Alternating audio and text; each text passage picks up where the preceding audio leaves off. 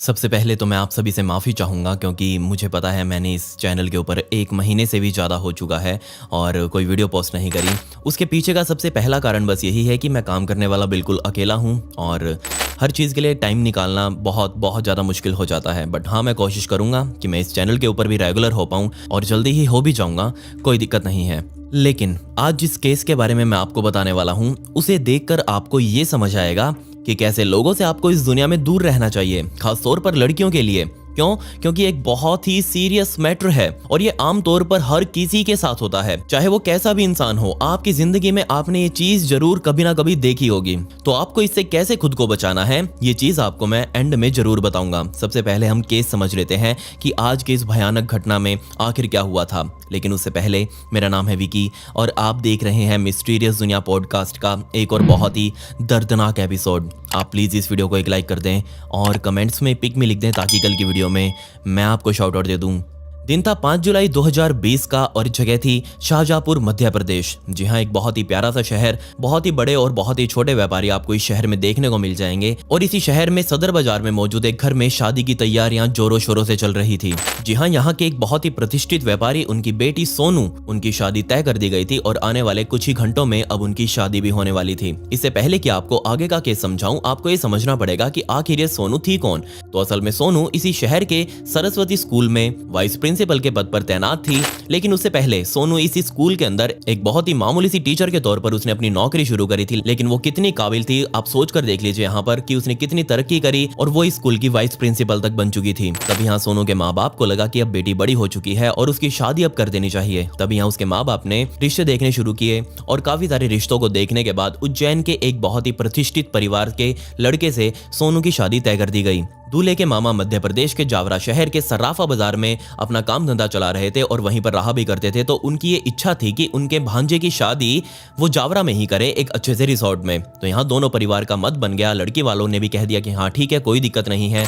लड़के वालों का तो पहले से ही इच्छा थी कि वो अपने बेटे की शादी जावरा के अंदर करेंगे। तो सभी के हाँ करने पर 5 जुलाई 2020 का दिन रख दिया गया और वहीं पर एक रिसोर्ट को भी बुक कर लिया गया कि हाँ, इसी रिसोर्ट के अंदर अब सोनू और उस लड़के की शादी करवा दी जाएगी। 4 तारीख की रात ढल चुकी थी, आधी रात का समय आ चुका था। सोनू के परिवार में कोई भी सोया नहीं था, सभी शादी की तैयारियों में लगे हुए थे और ऑब्वियसली सोनू जिसकी शादी थी अब अगले दिन यानी कि 5 तारीख को, उसको तो कहां ही नींद आने वाली थी। वो अपने पूरे परिवार के साथ अपनी शादी की तैयारियों में लगी हुई थी और सुबह सुबह जल्दी ही अर्ली मॉर्निंग सभी लोगों ने अपना सामान पैक किया, सामान को गाड़ी में रखा और खुद भी गाड़ी में बैठकर जावरा शहर के लिए निकल चुके थे। अब यहाँ शाहजहांपुर से गाड़ियां निकल चुकी थी जावरा जाने के लिए। लेकिन इसके अलावा जावरा शहर से दूर रतलाम शहर में भी 2 युवक थे जो कि इन्हीं का वेट कर रहे थे कि कब ये परिवार यहाँ से निकले और वो इनका पीछा करे। राम यादव नाम का ये लड़का जो कि इस सोनू के परिवार के ऊपर नजर बनाकर रखे हुए था कि कब वो यहाँ से निकलेंगे, क्योंकि यहाँ राम यादव भी अब इसी परिवार का पीछा करने वाला था। राम यादव ने अपने दोस्त पवन पांचाल के साथ संपर्क बनाया और कहा कि तुम्हें भी मेरे साथ जावरा शहर चलना है क्योंकि हमें वहां पर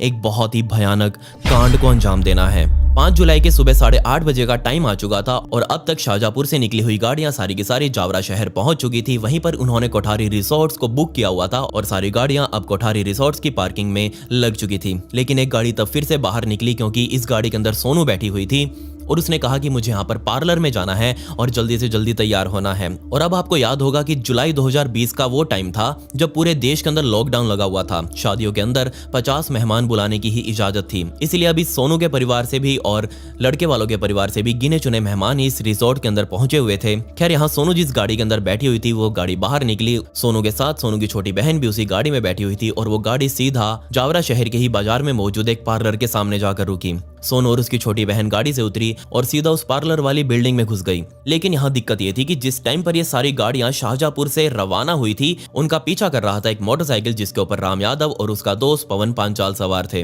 ये दोनों पहले कोठारी रिसोर्ट के सामने गए जहां इन्होंने देखा कि यहाँ सारी गाड़ियां लग चुकी हैं और तब इन्होंने वेट किया कि सोनू कब बाहर आएगी। और जैसे ही सोनू उस गाड़ी में बैठकर बाहर निकली, ये दोनों भी उसी गाड़ी के पीछे पीछे होली अपनी बाइक के साथ। और जैसे ही वो गाड़ी उस पार्लर के सामने जाकर रुकी, उस बिल्डिंग के सामने जाकर रुकी, इन्होंने भी अपनी मोटरसाइकिल रोकी और देखा कि सोनू आखिर उतरती है या नहीं। अब सोनू और उसकी छोटी बहन तो पार्लर के अंदर घुस चुकी थी, लेकिन अब राम यादव और उसका दोस्त जो कि दोनों ही अब ये लोग बाहर खड़े थे उस बिल्डिंग के, वो भी कंफर्म होना चाहते थे कि क्या सोनू सच में पार्लर के अंदर गई है। तो यहाँ कंफर्म करने के लिए राम यादव ने सीधा सोनू के मोबाइल के ऊपर कॉल किया, जो कि ऑब्वियसली सोनू जिस पार्लर में गई थी उसकी वहां पहले ही बुकिंग थी। और उसके लिए सीट वहां पहले ही खाली मौजूद थी। सभी मेकअप आर्टिस्ट तैयार थे, सोनू का वेट कर रहे थे और जैसे ही सोनू आई मेकअप वाली कुर्सी के ऊपर बैठ चुकी थी, जबकि उसका फोन उसकी छोटी बहन के पास मौजूद था। और जैसे ही यहाँ राम यादव ने वो फोन किया, उसकी छोटी बहन ने उठाया और उठाते ही जैसे उसकी छोटी बहन ने हेलो बोला, उसकी आवाज सुनकर राम यादव पहचान चुका था कि हाँ, सोनू अब मेकअप करवाने के लिए ही इस बिल्डिंग के अंदर गई है। जिसके बाद राम यादव अपनी बाइक से वापस उतरा और सीधा उसी बिल्डिंग की तरफ गया जिसमें सोनू एंटर हुई थी। उस बिल्डिंग के अंदर एंटर करने के बाद उसने वो पार्लर ढूंढा जिसके अंदर सोनू बैठी हुई थी और जैसे ही राम यादव को वो पार्लर दिखा, उसने उस पार्लर का दरवाजा खोला और दरवाजा खोलते ही सामने सभी लड़कियां मौजूद थी जो कि सोनू का मेकअप कर रही थी, साथ ही में उसकी छोटी बहन जो कि साइड में ही एक कुर्सी के ऊपर बैठी हुई थी। और जैसे ये गेट खुला तो सभी का ध्यान इस गेट की तरफ गया और दूसरी तरफ यहाँ राम यादव खड़ा था। और जैसे ही सामने लगे हुए शीशे में सोनू ने भी देखा कि बाहर गेट पर राम यादव पहुंच चुका है, जिसे देखते ही सोनू बहुत ज्यादा डर गई। इससे पहले कि सोनू कुछ बोल पाती, किसी को कुछ समझा पाती, राम यादव बहुत तेजी से उस पार्लर के अंदर एंटर हुआ और जो लड़कियां सोनू का मेकअप कर रही थी उनको धक्का देकर दूर गिरा दिया।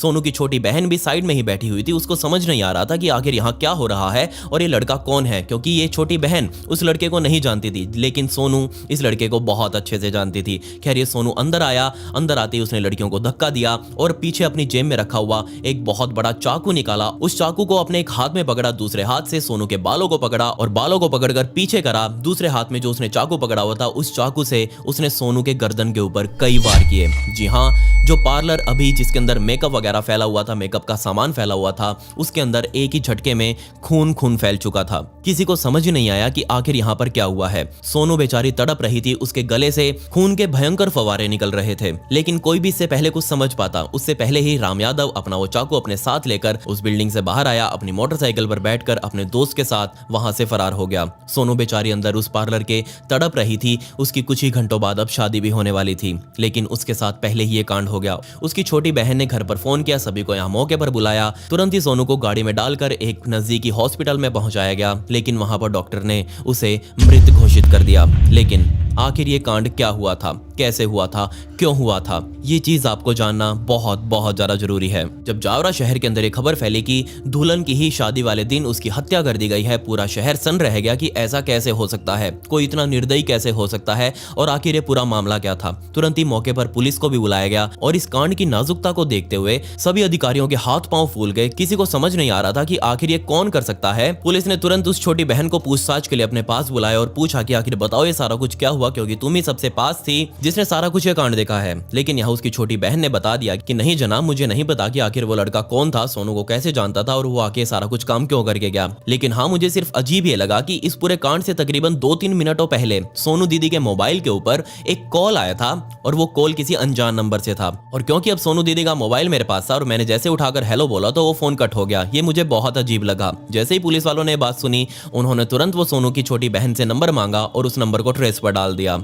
इसके साथ ही पूरे जावरा शहर के चारों तरफ जो भी रास्ता इस शहर से बाहर निकलने वाला था, उन रास्तों के ऊपर नाकाबंदी की गई ताकि कोई भी व्यक्ति शहर से बाहर ना जा सके। जब आस पड़ोस में पूछताछ की गई तो लोगों ने बताया कि उन्होंने मोटरसाइकिल पर बैठे हुए 2 युवकों को देखा था, जिनमें से एक के पास हथियार भी था और उसके कपड़े खून से सने हुए थे। तो पुलिस वाले अब समझ चुके थे कि जो भी एक कांड करने के लिए आए थे वो मोटरसाइकिल के ऊपर आए थे। तो पुलिस वालों की खास नजर थी मोटरसाइकिल वालों के ऊपर। शहर की एक एक मोटरसाइकिल पर सवार लोगों से पूछताछ की गई। बाहर जाने वाले लोगों को रोक रोक कर उनसे पूछा गया। लेकिन तब पुलिस वालों को पता चला कि ये जो सोनू यहाँ पर जिसका मर्डर हुआ था वो यहाँ की लोकल रहने वाली नहीं थी, वो तो शाहजहांपुर से यहाँ पर अपनी शादी के लिए आई थी। और इस बात से पुलिस वालों को ये भी समझ आ गया कि हो सकता है जिसने भी ये कांड किया हो वो जावरा शहर का लोकल ना हो, वो कहीं बाहर या तो शाहजहांपुर से या फिर किसी दूसरे शहर से आया होगा। पुलिस ने आसपास की सीसीटीवी को खंगाला और उस सीसीटीवी में ये दोनों युवक यानी कि राम यादव और पवन पांचाल, इनकी फोटोज साफ तौर पर कैद हो चुकी थी और इस फोटो को पूरे शहर में और मैं कहूँ पूरे राज्य के अंदर सर्कुलेट किया गया इनकी पहचान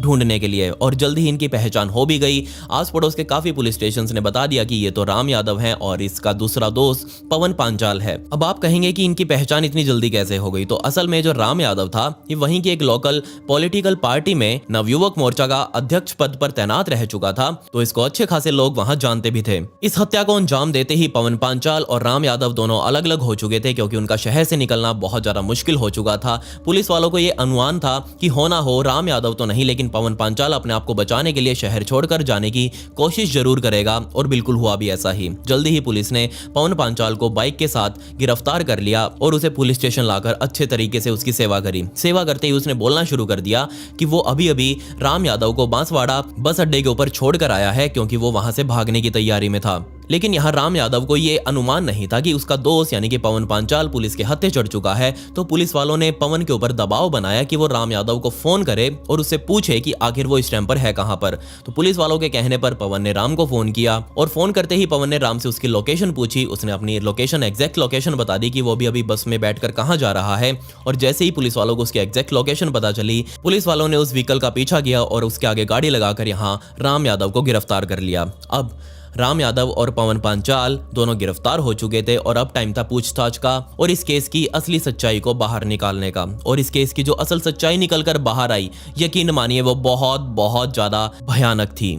इस पूरे कांड की शुरुआत हुई थी 2010 से, यानी कि तकरीबन 10 साल पहले से। जी हाँ, यहाँ सोनू की ये जो शादी हो रही थी ये उसकी पहली शादी नहीं थी। सन 2010 में भी सोनू के परिवार वालों ने उसके लिए एक अच्छा लड़का देखकर उज्जैन के ही एक युवक से उसकी शादी करवा दी थी। लेकिन ये शादी सिर्फ 4 सालों तक चली। सन 2014 में सोनू का अपने पहले पति के साथ तलाक हो चुका था और सोनू वापिस अपने मायके आकर यानी कि शाहजहांपुर में आकर ही रहने लगी। अब क्योंकि सोनू पढ़ी लिखी थी तो उसको सरस्वती विद्यालय में शिक्षिका की नौकरी भी लग गई और अपने टैलेंट के बेस पर वो अपनी नौकरी के अंदर और ज्यादा महारत हासिल करती गई और वो स्कूल की वाइस प्रिंसिपल तक बन चुकी थी। लेकिन टाइम आ चुका था सन 2017 का, यानी कि अपनी मायके में आने के तकरीबन 3 साल का अब तक समय बीत चुका था। और फाइनली इसी सन 2017 में सोनू के परिवार को रतलाम में उनके रिश्तेदार जो कि मौजूद थे, उनके घर पर शादी वगैरह थी, तो उनके रिश्तेदारों ने सोनू के परिवार को शादी में बुलाया। अब क्योंकि यहाँ रिश्तेदार की शादी थी तो पूरा परिवार का भी जाना जरूरी था।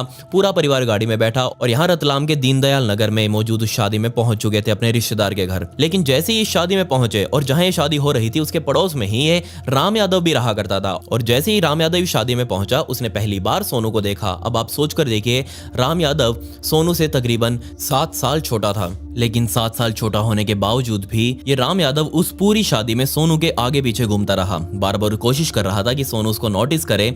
अब कोई इतना धक्का कर रहा है तो ऑब्वियसली बंदे का ध्यान उसके ऊपर चला ही जाता है। और यहाँ सोनू का भी ध्यान इस राम यादव के ऊपर गया और दोनों के बीच में जस्ट फॉर्मेलिटी वाली बातचीत भी हो गई। और इन्हीं फॉर्मेलिटी वाली बातों के अंदर दोनों के बीच में जो सोशल मीडिया की आईडीज थी वो एक्सचेंज हो गई, क्योंकि आपको भी पता है कि इस टाइम पर सारा यूथ ये सोशल मीडिया से बहुत ज्यादा ऑब्सेस्ड हो चुका है और सभी आजकल अपना नंबर देने की बजाय सबसे पहले सोशल मीडिया की आईडीज ही एक्सचेंज करते हैं। और यहाँ भी इन दोनों के बीच में यानी कि सोनू और राम के बीच में सोशल मीडिया की आईडीज एक्सचेंज हुई। खैर ये शादी तो निपट गई। अब यहाँ राम जो कि सोनू के साथ ऑब्सेस्ड हो चुका था, वो सोनू के साथ बार बार सोशल मीडिया के ऊपर बातें करता रहता, उससे उसका नंबर की डिमांड करता रहता। अब क्योंकि यहाँ सोनू बहुत ही खुले विचारों की थी और क्योंकि वो राम को जानती भी थी तो उसको कोई खास ये दिक्कत नहीं लगी राम को अपना नंबर देने में। सोशल मीडिया पर हुई बातचीत के अंदर ही सोनू ने राम को अपना नंबर भी दे दिया, जिसके बाद इन दोनों के बीच में फोन पर भी बातें होने लगी। लेकिन यहाँ सोनू को कोई अंदाजा नहीं था कि राम आखिर उसके लिए क्या सोचकर बैठा हुआ है। सोनू को तो यही लग रहा था कि राम से वो 7 साल बड़ी है और ऑब्वियसली एक 7 साल छोटा लड़का उसके लिए क्या ही दिक्कत पैदा कर सकता है कभी। और ऐसे ही कुछ टाइम तक ये फोन पर बातचीत चलती रही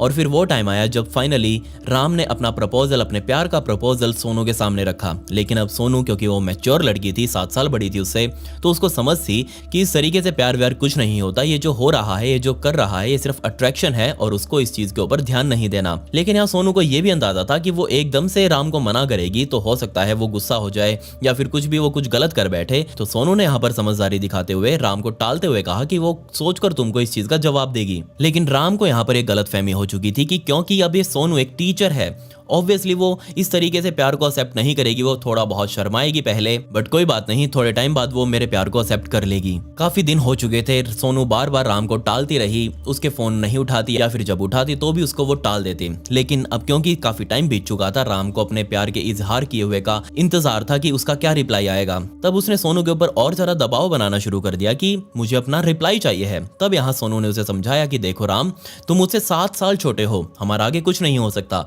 मेरा पहले पहले ही एक बार तलाक हो चुका है और दूसरी बार मैं इस तरीके के दर्द को नहीं झेल पाऊंगी, इसलिए इसमें भलाई होगी कि हम एक दूसरे के अच्छे दोस्त बनकर रहें। और तब फाइनली वो टाइम आ चुका था, यानी कि जुलाई 2020 का। अब तक सोनू की भी शादी फिक्स की जा चुकी थी, लेकिन सोनू ने इस शादी के बारे में राम को नहीं बताया था। राम बार बार उसे फोर्स कर रहा था कि वो उसे शादी कर ले, लेकिन फाइनली सोनू के सिर से जब पानी टपा तब उसने राम के आगे अपनी ये बातें रख दी कि तुम उसका पीछा छोड़ दो, क्योंकि उसके घर वालों ने उसकी शादी उज्जैन के एक लड़के के साथ फिक्स कर दी है और उसकी शादी जल्दी ही जावरा में होने वाली है। लेकिन यहाँ गलती सिर्फ सोनू की ये रही कि उसने अपनी पूरी शादी की डिटेल इस राम यादव के सामने रख दी थी। अगर वो नहीं बताती तो शायद हो सकता है कि राम को ये पता ही ना चलता कि उसकी शादी, कि सोनू की शादी हो चुकी है और बाद में तो सब कुछ नॉर्मल हो ही जाता। लेकिन यहाँ सोनू ने सब कुछ बता दिया कि उसकी शादी कब है, किसके साथ है, कहाँ होने वाली है। वो बार बार अब फिर से सोनू को फोन करता रहा और उसे मनाता रहा कि तुम ये शादी मत करो, हम यहाँ से भाग चलते हैं, हम दोनों बहुत खुश रहेंगे। लेकिन क्योंकि अब सोनू मैच्योर थी तो ऑब्वियसली वो ऐसा काम नहीं करेगी जिससे उसकी बदनामी हो या फिर उसके परिवार की बदनामी हो। यहाँ पर सोनू ने राम के फोन ही उठाने बंद कर दिए और इसी वजह से राम बहुत ज़्यादा गुस्से में आ चुका था। उसने ठान लिया था कि अगर सोनू उसकी नहीं हो सकती तो वो सोनू को किसी और की भी नहीं होने देगा। उसने ठान लिया था कि वो सोनू की हत्या 5 जुलाई उसकी शादी वाले दिन ही करेगा और फाइनली उसने इस कांड को अंजाम भी दिया। उसने शादी वाले दिन मौका लगाया और फाइनली सोनू के साथ उसके ही मेकअप पार्लर में उसकी जान ले ली। जब पुलिस वालों ने कहानी सुनी तो उनको विश्वास ही नहीं हुआ कि क्या इतना सिरफिरे आशिक भी हो सकता है। और यकीन मानिए इससे भी ज़्यादा सिरफिरे आशिक मैंने बहुत देखे हैं। बहुत सारे केसेस में इसके बारे में सुनता रहता हूँ।